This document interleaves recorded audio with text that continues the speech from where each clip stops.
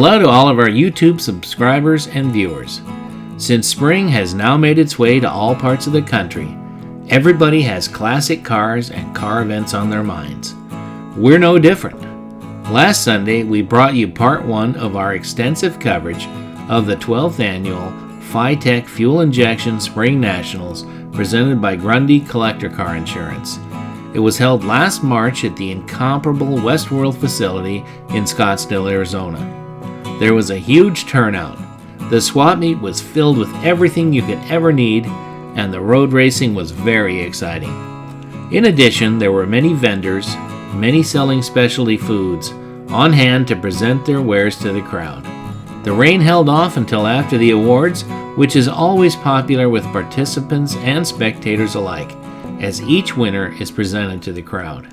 So sit back and enjoy these amazing cars and trucks.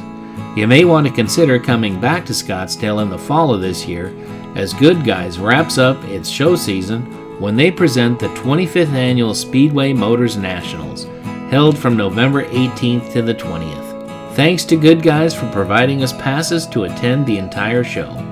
We know we'll be there again in November. Will you? Now, let's go for a ride.